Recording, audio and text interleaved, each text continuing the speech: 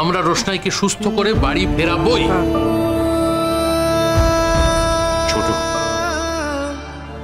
ছোট আমি মন্দিরে যাব।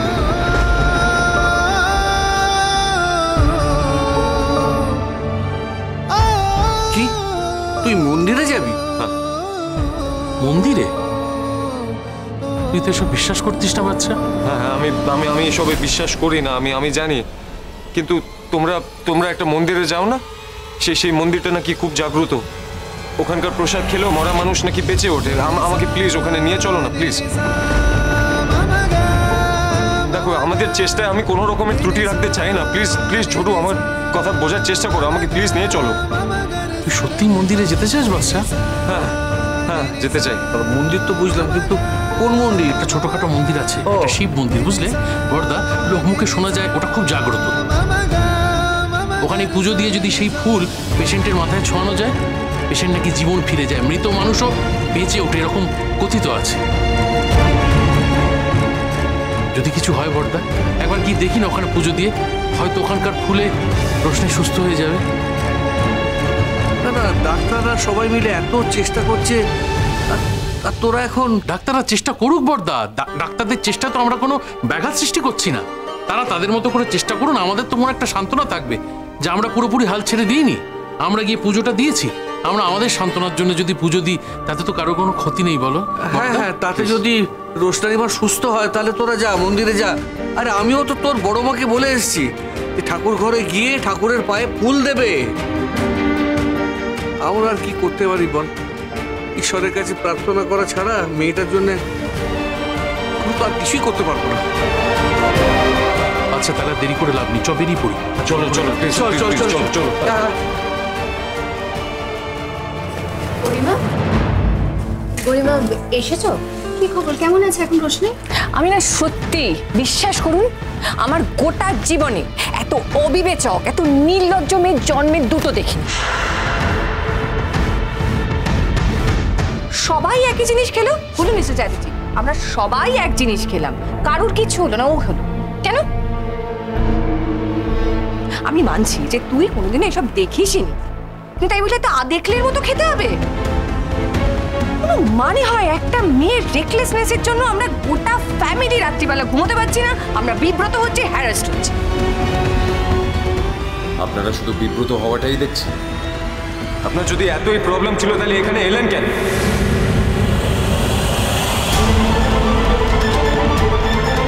ওই মেয়েটা মৃত্যুর সঙ্গে লড়াই করছে, আপনারই রক্ত বয়ে যাচ্ছে ওর শরীরে, তাও আপনাদের কোনো ফিলিংস নেই। মানে একটু পরে মেয়েটা মরে যেতে পারে, তাও আপনারা ওকেই দোষ দেবেন, তাহলে এলেন কেন? দাঁড়াও দাঁড়াও দাঁড়াও দাঁড়াও, চেঁচিও না। কি বললে? আমাদের ফিলিংস নেই? তোমার এত ফিলিংস কোত্থেকে আসছে আরণ্য? তুমি এভাবে আমার উপর রিঅ্যাক্ট করছো কেন?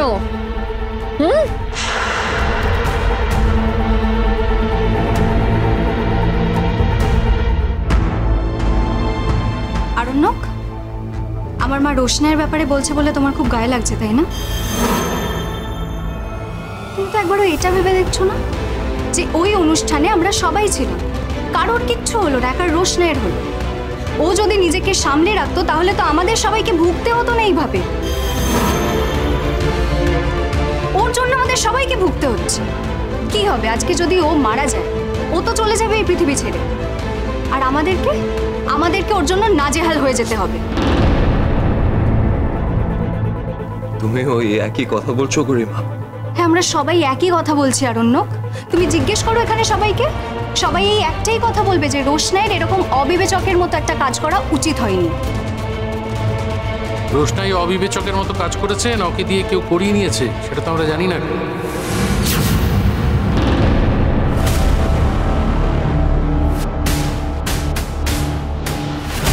তুমি কি বলতে চাইছো ছোট?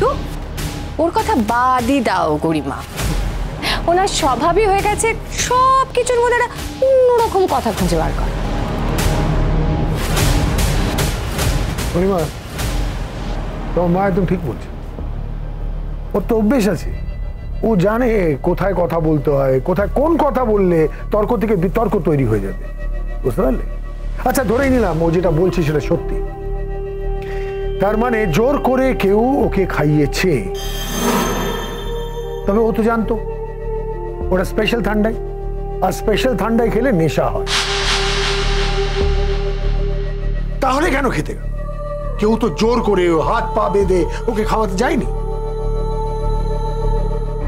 আর তুমি কি নামটা জানো কে খাইয়েছে ওকে? আচ্ছা ছোটু, তোরা তো একটা কাজে যাচ্ছিলি, তা যা না, এখানে দাঁড়িয়ে দাঁড়িয়ে ঝামেলা পাকাচ্ছিস কেন?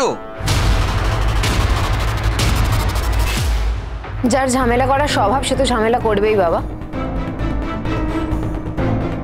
আমি তো কারো নাম বলিনি বর্দা, আমি জাস্ট একটা কথা বলেছি। ওনাদের এত গায়ে লাগছে কেন?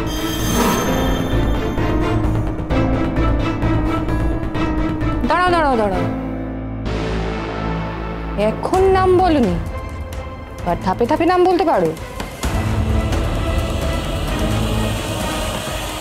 তোমার কোনো বিশ্বাস নেই, হয়তো আমার নাম বলে বসলে। বলবে যে কাজটা আমি করেছি। যদি কখনো প্রমাণ পাই বলবো। প্রমাণ পেলে যদি আপনার নাম পাই আপনাকেই বলবো।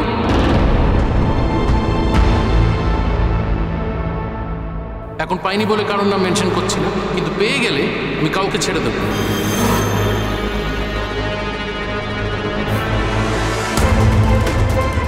কি বলতে চাইছিস তুই?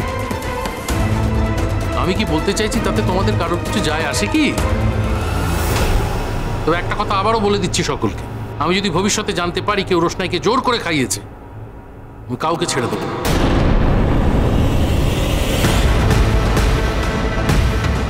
ছোট ছোট চলো, আর দেরি করা যাবে না, চলো তাড়াতাড়ি। আরে কোথায় যাচ্ছ তোমরা? ব্লাড আনতে দিয়েছে? আমি কল করে দিচ্ছি। না না না, আমরা আমরা আমরা ব্লাড আনতে যাচ্ছি না, ফোন করার কোনো প্রয়োজন নেই, কোনো দরকার নেই। তাহলে কিসের জন্য যাচ্ছ? যাচ্ছটা কোথায়? আরে তোমরা তো এখানে এসেছো রোশনাইয়ের খোঁজ করতে, আমি কোথায় যাচ্ছি না যাচ্ছি সেটা জেনে কি করবে? বাদশা, এভাবে কেন কথা বলছো? গরিমা এখানে এসেছে যখন, ও তো জিজ্ঞেস করতেই পারে তুমি কোথায় যাচ্ছ। তুমি ওকে না বলে চলে যাবে? এমন কি জরুরি কাজ? আমি একটা ব্যক্তিগত কাজে যাচ্ছি। কি এমন ব্যক্তিগত কাজ যেটা আমাকে বলা যাচ্ছে না? সব ব্যক্তিগত কাজ শেয়ার করা যায় না। কি এমন ব্যক্তিগত ব্যাপার আছে রে বাচ্চা, যেটা একমাত্র ছোটুই জানে?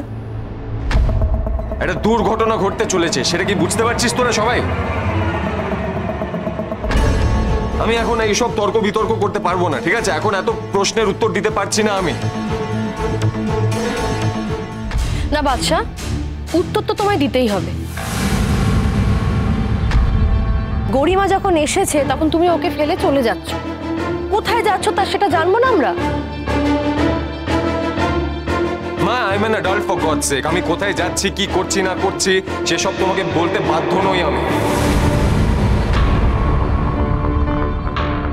হাজারবার বলতে বাধ্য। শুধু তুমি যদি বাড়ি যাও, that is an excuse. Otherwise তুমি কোথায় যাচ্ছ সেটা বলে যাও। আরে আমি বাড়ি যাচ্ছি না বাবা, এই অবস্থায় কি আমি বাড়ি যেতে পারি? দেখছো না কি হচ্ছে এখানে? আচ্ছা বাদশা, ছোটু, তোদের দেরি হয়ে যাচ্ছে তো, যেখানে যাবার যা। হ্যাঁ হ্যাঁ, চলো চলো তাড়াতাড়ি চলো।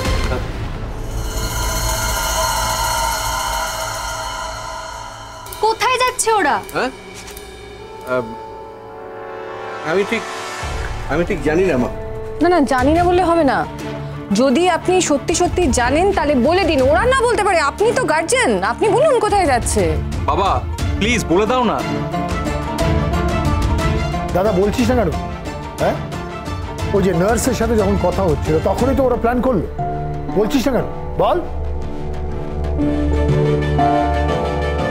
বাবা যদি জানো তাহলে বলে দাও না কোথায় গেছে। মন্দির।